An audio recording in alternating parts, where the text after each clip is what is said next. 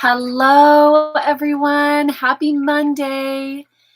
If you are here, please say hi in the chat. If you're not here, try and say hi in the chat too. I'll give my introduction. By the way, my name is Allison, and I am a channel and an awakening guide. And every Monday, I go live here on this channel to offer you a little bit of an understanding on what's going on in the collective, how we can navigate these experiences that we're having. And also, I will choose one of your questions to channel for. So I am not seeing anybody typing in the chat. Maybe there's a delay again. Oh, hi, Courtney. Okay. So yeah, if you want to, you can even start typing your question in the chat right now, and I will choose one of your questions to channel on before I go into the channeling for the collective. It is going to be, go ahead and type Q at the beginning of your question. Oh, hi, Stacy. I'm always somewhere else, you know. I've been having connectivity issues in the place that I just moved into. So I am actually at my friend's. She lives in a bus. So I'm actually at her place because I get better reception in here. So I am this week while she's out of town doing my calls in here. It's loop-de-loop. I figure, I'm about to be traveling even internationally, and I figure this is me learning how to be more flexible. Hello, Radka. Hi, Kennedy. It's good to hear from all of you. Oh, I did. I moved again. I'm a mobile creature. I'm like a little crab or like a little turtle. I move. Yes. We just saw a bus transition into a home. Yeah, my friend, she's super. You've probably all heard me talk about her. And I live on the same property. It's my friend Cashel. And I live on the same property now as she does. So I'm definitely out in the country. I am definitely chopping wood and carrying water. It's pretty fun. And it's exactly what I needed. And, it's funny because I was really wanting, I'm already in Arkansas, right? So you're already pretty, away from the busyness. There aren't really huge cities here for sure, but I wanted so much more nature, and it just happened so magically, so beautifully. Those of you who were in the Limitless Creator course, which I think I'm going to be launching it again this year, but that you can't really determine how things are going to occur. And where I live now is sort of a conglomeration of a couple years worth of manifestations that I've been putting out somewhat casually.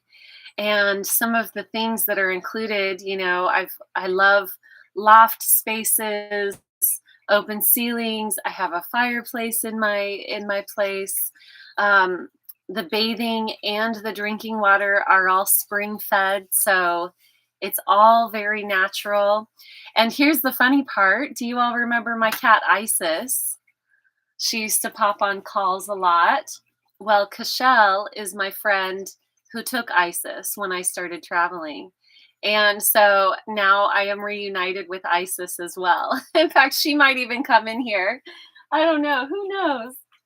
She might be asleep in here. She's not. She's out doing her thing. She's living her life. She's living her best country life.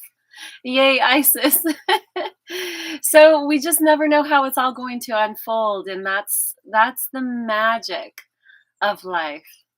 I love that cat too. She snuck in. She found me. We heard her meowing at my door the other day. So funny how it all comes full circle. All right, so I'm going to go ahead and go into the announcements. Biggest announcements are my travel schedule. Okay, so um, the book tour, lots of events getting set up. There will be a really beautiful, I don't want to give too much information, but I'm so excited about it. There's this location in Ohio that my friend has invited me to present at, and it is gorgeous. It's all of these incredible pyramid structures. Um, Hi, little buddy. My friend has a fish, and he's so friendly. Um, so, all of these beautiful pyramid structures. We're going to do an event out in Ohio. Hello, Floor. And events getting set up all over, all over. And it's all still in flux. But if you would like me to come to where you are, I am doing my best to go all over the US. And so we'll just see how it all unfolds. And be sure and check my website for all of the different events as I get them set up. I will list them on my website. The other part is summer camp. Sign up for summer camp. I extended early bird to last until the end of this month. So if you want to come to summer camp in beautiful Arkansas, I know most people are like, what's in Arkansas? Well, it's amazing here. So we're going to be camping indoors. We're going to have bunk beds and that whole thing, but a campfire outside. And so sign up for summer camp. Link is in the description box here. All right. I don't see any questions yet. So let's go ahead and get the questions going. If you have a question, type Q before your question and then type it into the chat. And that way I know that the Ozarks, Jason Bateman will be there. All right, I'll invite him. We're close friends, didn't you know, Stacy? Is that where he lives? I love it. Celebrity sightings. I'll just be hiking in the middle of nowhere and I'll see Jason Bateman. Oh my goodness. All right. I'm going to drink some water. Y'all put your questions in the chat. And if I don't see any questions, then I'll just go into the channeling. But you know.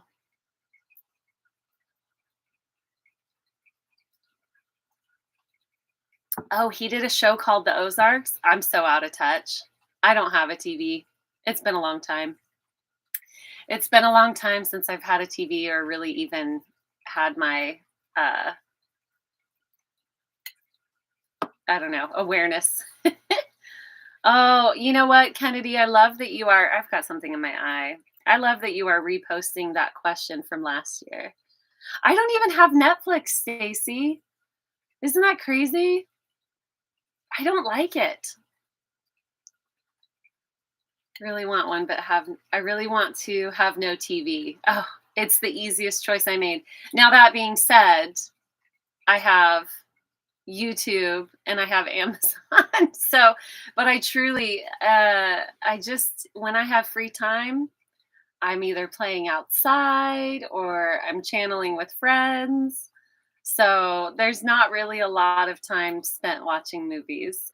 It's just not something that I love to do. All right, 2 questions. Yes. There's always good things coming. I love that. All right, I'll wait for a second. I need a haircut. I'll wait for a second to see if there are any more questions. And if not, then I'll go ahead and choose from those 2.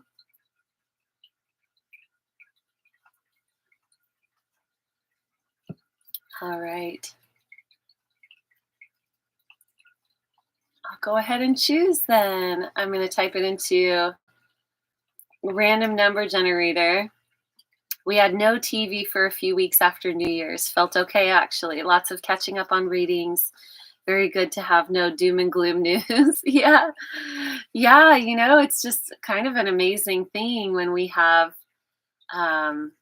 Yeah, I've definitely done the Netflix binge before, for sure, where you're like, "This is a good show," and 17 hours later, you watched the whole thing, and I don't know. Well, I do know. I actually this is definitely not coming from a place of judgment, but I had Netflix and I went on there one day and it just hit me. It hit me like a lot of things hit me. I was like, "Oh, there's some intentional programming on here." Um, Meaning that there was uh, programming of a pretty low frequency that was meant to keep us in a low frequency. And I just canceled my Netflix. So that's how that worked. And then I tried subscribing again and I didn't find anything good and canceled it again. So, yep, I don't know. I'd rather look at rocks outside, I guess. It's funny how it goes. All right, I just see two questions. I'm going to do random number generator. And I feel like I keep having stuff in my eyes, but that's how it goes for me pretty regularly. All right, question number one of two. It's too cold to go outside. Is it snowy, Stacy? Because you could go snowshoeing. It makes me want to come up there and visit you during the winter because that is one thing I love, snowshoeing. Could do that for a few weeks. Okay. I love this question. Really, no snow, just cold. Well, then that's the worst. Come here. All right. The question is all activism for the earth misguided? And is there any good way to help in the 3D? What is the best way? I really love this question talking about activism, understanding when I went through my awakening originally, this is I was doing a lot of protesting um, and things like that. And when I went through my awakening, when my awakening began, and I got a download almost immediately that activism was not the way. We can't fight the fight, right? Because fighting creates more fighting. So let's go ahead and dive into this question because, I really love that. We want to um, attune to Mother Earth. We want to, um, yeah, we want to make sure that good things are happening. So, how do we do that if not by activism? And is it all misguided or maybe not? So, let's go ahead and look here. My eyes are watering in here. All right. So I'm going to go ahead and channel on this individual question, and then I will channel for the collective. You can keep typing in the chat as I go in. And and I'll read that when I come out.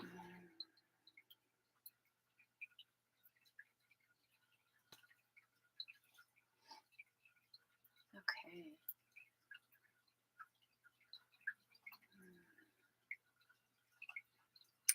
Well, let's go ahead and look at what activism really is. Everything, as we move into these new frequencies, we see that everything is based on energy and the energy that we're holding about something. And in fact, saying that our energy is about something is an externalization. What we really want to do is hold our truth, be in the flow of our true frequency. And when we do that, all action that we take becomes known, it becomes apparent. We learn to trust the inspiration that comes through us, the inspired action that we are flowing within and guided to take. And it's very frequently not what our mind originally set out to do. So when we talk about this thing, activism, so often what we see in the world is people fighting against things, people fighting against each other's opinions, or fighting against something that is causing destruction, right? So, pushing back the destruction, fighting war with war, fighting fire with fire. From an energetic perspective, so often all we're doing is meeting the energy with like energy. And as we know, when we ascend, we want to bring our highest frequency to all of our existence. So we're not actually meeting anything with anything. We are being in our full true energy. And then there are certain things that meet us, and we experience and we continue to flow our true frequency. And as we do that, different things occur, right? Because it starts with frequency. It doesn't start with what action to take. It starts with frequency, and the frequency determines the action. If we find ourselves fighting anything, then we are disempowering ourselves. We're taking our power that's within the beingness of our true frequency, and we are putting it external to ourselves in the form of fighting a situation or fighting really anything. Being opposed to anything is actually a vote in favor of it, because we're meeting like with like. So what we really want to do is move out of any sort of fight, any sort of opposition. We don't want to be resistant to anything, because that is actively voting against our own personal empowerment. When we are in our true frequency, everything looks different. First, everything looks different. And second, we don't feel the need to meet things where they are. We actually can witness things, and then from there we receive the guidance, the quickest, easiest way to handle whatever it is. Now, here's the beautiful thing. Here's the funny thing, and the highly ironic thing. Most of the time, when people are engaged in activism, it is a fight for drama. It is a desire to continue drama, because we are used to the dramatic paradigms where we fight things, where we work for things, where we push against things. We are so much more comfortable being disempowered and placing our empowerment outside of ourselves than we are sitting and being present. There is a deep fear that we will meet boredom, that we will disappear, that people won't see us if we're not engaged in the drama. And we don't think of it as drama. We see it as a worthy cause, but it is actually drama. It is actually engaging in relooping patterns. That's what drama is. So when we disengage from all of that, the ego tends to respond with fear that we'll be bored, fear that we'll disappear, that people won't see us, that we won't matter, and fear that it's interesting, because this is a much lesser fear, but it is a fear that things will be destroyed and that it's out of our control. But again, that's part of control. When we feel like we need to control something external to ourselves, we are in a disempowerment loop within. So really, most activism, and this is a strong statement, but listen to everything before this if you're just getting this clip. Most activism is purely engaging in drama. So check with yourselves. Are you doing this so that you will feel valid? Are you doing this so that you can people please or be respected by your peers, or even be recognized and seen by those around you? Because there is a deep fear that starts to arise as people awaken, that you will disappear, because the truth is you will disappear from the people that you're used to engaging with on a specific frequency if they stay in that frequency. When you're engaged on a specific frequency, you're seen, but not really. We're never actually seeing each other from the dramatic paradigms. We're only seeing projected views of our own fears when we're engaged in drama. So if we take a moment to pause and not continue to engage in this as any drama in your home, in your community, in the world collective. Any sort of drama that we're engaged in, when we pause and we become the observer, we do disappear from the people who we may be very used to engaging with. And then our ego fights with, oh, they're going to think that you backed out. They're going to think this and that and the other. And okay, so they don't see you. And then we adjust internally to being comfortable in our new vantage point of being able to see. And this is the only way that we will ever actually create change. Imagine this, and the property owner has a tractor, so I'm seeing like dirt pushed around. So this is the example. This is where that example is coming from. Imagine you've got two people on tractors, and one person's like, "Hey, this is my idea," and pushes the dirt this way, and then the other person says, "Hey, this is my idea," pushes the dirt this way. How much change are we actually creating? How much change are we creating by being on the same level and fighting the same fight, or fighting, period? When we disengage from that, a lot happens. We actually look at it from a dispassionate, from a non-emotionally attached perspective. And actually we can see, and this is getting into specifically earth activism. I don't know if I'm even facing the camera anymore. Then we can start to see that when we disengage, the things that we were fighting for or fighting against, or the things that we were afraid of happening, when we zoom out, when we become the observer, we see that actually the earth has a beautiful plan, that it's all unfolding perfectly. There's very little that we actually need to do. And again, that might ruffle some feathers, right? Check in.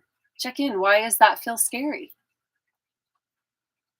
Now, there are many people who feel that their purpose is activism, that their purpose is, fighting the good fight, fighting for those who can't speak. Again, this is all probably going to be hard to hear. But what you're really fighting for when you are fighting for those disempowered is you're fighting for the disempowerment within yourself. You recognize within yourself something that you see or you perceive yourself to see in another, or in another group of people, or in the earth. People who deeply fear the destruction happening on the planet. Check in with yourself and how much of that is a fear for your own lack of control, your own perception of helplessness. Now, that's not to say that these things aren't truly happening. That's not to say that there aren't people being absolutely deeply hurt, and the earth being, there's a lot of destruction caused by humans. Those things are very true. It's just that we can't actually see what's going on if we are engaged on the same vibrational frequency. Because what's really going on is always internal, projected external. And that taps us into the collective. And when we are connected in oneness, then we can really see what's needed. Because it's not bypassing and it's not ignoring when we internalize it and we say, how does this feel within myself? Where am I recognizing this external story within myself? That's actually doing a lot more, because we really want to fix what's hurt within. And when we're handling what's within, we are doing so much for the collective. In fact, that's all we're ever doing. That's all we're ever doing. And that feels so scary. It feels like, oh, I can't ignore this. This is big. Absolutely. Why is it big? Because it lives within every single one of us. And we need to handle it within ourselves. Yes, external. Do the things that you're called to do. But witness, where is it coming from? Handle the stuff within. Always, always, always. Become the witness. This doesn't mean that you stop caring. It actually means that you're able to do more. You become a superhuman of sorts. You just disengage in the drama, the spinning of the wheels that really just pushes the dirt back and forth.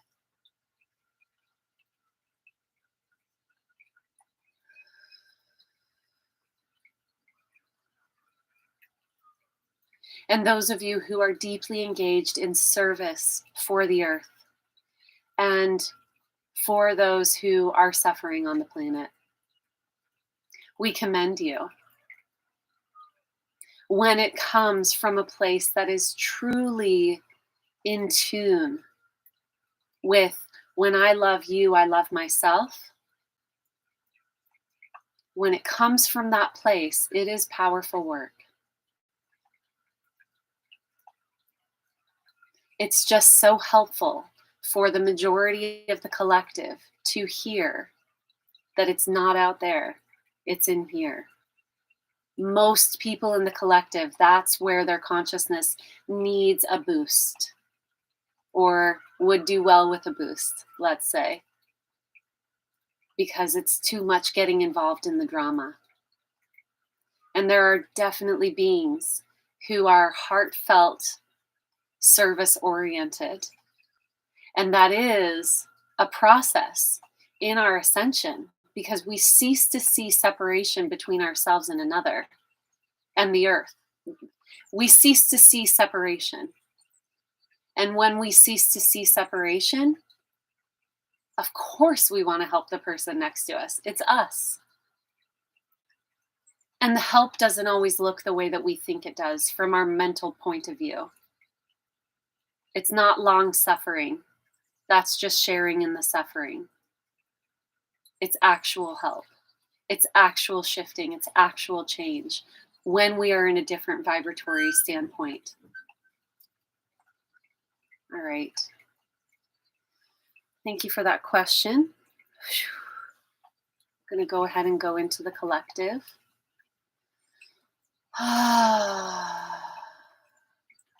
Need to bring through a little.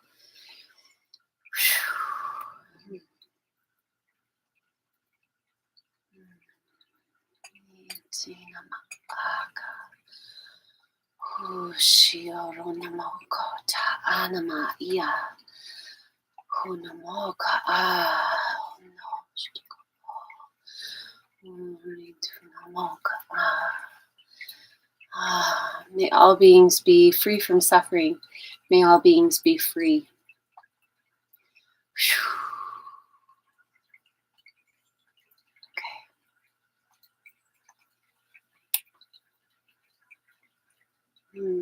Okay, tuning into the collective. What energies do we have for the collective this week? Yep, perfectionism. Yep, I was just channeling about that this morning for myself and for a friend. Perfectionism. And how we can start to see it as a myth. How we can start to see it as part of the mirage that is what happens when we project this beautiful light from within and imagine that our power is external to ourselves. You know, people pleasing and perfectionism are very, very, very, it's all sort of like the same family. People pleasing, perfectionism, and control. We can kind of group all of those energies together, and those are coming up this week. And last week, it feels like. So over the weekend, it may have felt a lot like that. A lot of perfectionism coming up. A lot of really deeply looking into the self to see, are we in alignment? Without beating up on ourselves, are we in alignment with our highest truth? Or are we... sometimes that comes in the form of, oh, I feel criticized by the external world. Again, there isn't an external world. It is all within. I don't want to say there isn't an external world. What I want to say is the way that we perceive what we call an external world is an illusion. And everything becomes projected from within, and we can witness that. So, what we're starting to see is more of the sovereignty, more of the taking our power back. And what that really means is, again, it just comes down to presence. When I'm in presence, I am naturally streaming and I'm not holding back. Now, I'm streaming my truth and I'm not holding back. Now, the biggest thing that's coming through right now is we're witnessing our tendency to hold back our great power. That's when we get struck with perfectionism. I feel like I keep turning over here. That's when we get struck with perfectionism. When we are feeling like we are holding back, it can be a signal of something somewhat more legitimate, right? Perfectionism is this idea that there is a there to get to. There is not a destination. There isn't even, not too much of an offshoot here, but timelines are sort of a false paradigm. Jumping to your highest timeline is sort of a false paradigm because it implies that we get somewhere and we stay there, we stay on a line. That's not how it works. It's a moment by moment choosing toward love. It's more like fractals or sacred geometry. Okay, so we're starting to see that perfectionism it's false. There's no perfect. That's part of our old world view of right and wrong, of the duality. That being said, when we get the signal of perfectionism, sometimes what that means is that we are witnessing or we feel somewhat called out on, either by someone external or by our own judgments toward ourselves. We are witnessing that we're holding ourselves back. And that makes us feel bad. It doesn't feel good because we have so much power, so much wisdom, so much truth and light shining through us, or that desires to shine through us. And we hold it back because we are trying to maintain equilibrium or status quo. So perfectionism can be a sign that we are actually holding ourselves back. But the aim of letting our light shine is not to be perfect. It is simply to be more perfectly aligned with who we truly are. And that is what we're really calling for internally. That's what we really desire. Okay, so perfectionism and witnessing those cycles and witnessing how we're holding ourselves back. That's a big theme. I'm seeing a big heart. There's a lot of love energy. Let me look at that.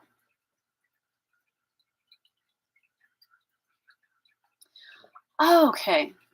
This is a step toward us really understanding oneness, where we start to see each other almost like that cartoon with the heart eyes, right? When cartoons are like that, and the eyes are like, wow, or whatever, like the cartoons, or the little emoji with the heart eyes. That's what I'm seeing because we're falling in love with ourselves and we're then able to witness, or let me put that in a different way. We are witnessing that we're one and we're seeing each other differently as a result. And so we're more able to fall in love with each other. There's a lot of falling in love. There's sort of a falling in love of the earth, with everything. I'm just really seeing heart eyes. Like we're just like, wow,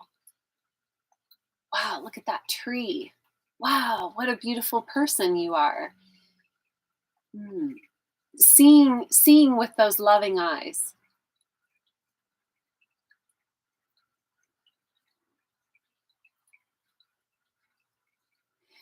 Let me see what else for the collective this week.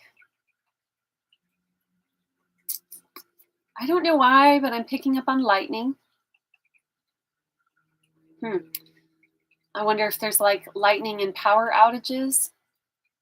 I could just be reading for specific locations, but might as well mention it. Last time I heard earthquakes and there were a lot of earthquakes, so I'll just bring it through, but I'm not picking up on earthquakes. I am seeing lightning. I'm seeing lightning and power outages. So interesting. All right. Is there anything else for the collective?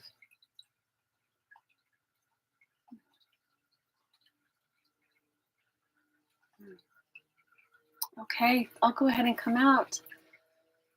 Thank you for this beautiful transmission. Mm, Thank you for using me as a channel.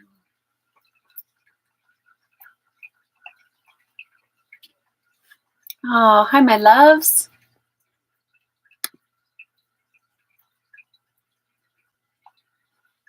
All right, it always takes my eyes a minute to refocus. Fears of disappearing, the screen went weird and you disappear for a few seconds. Ah,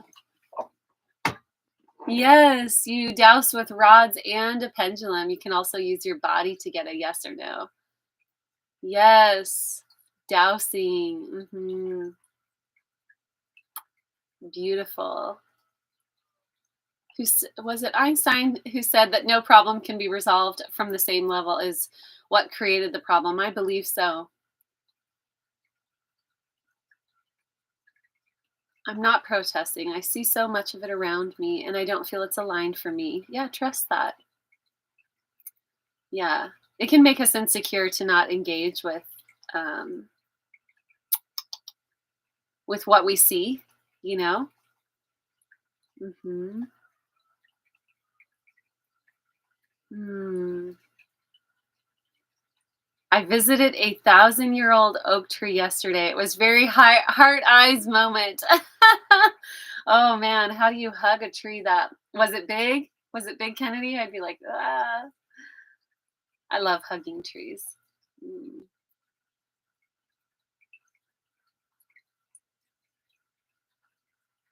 Very big. I love that.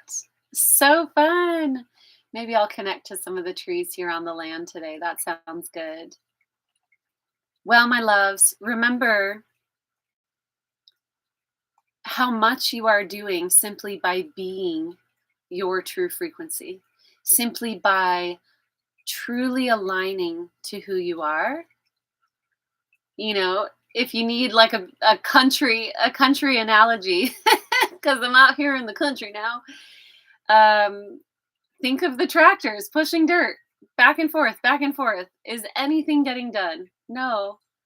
So, by raising our frequency, bringing ourselves to the place where we are truly vibrating differently, that's where change occurs. So, I encourage you all to know that you are making changes and shifting the consciousness of the collective. And consciousness travels into physicality. Remember, it doesn't go the other way around.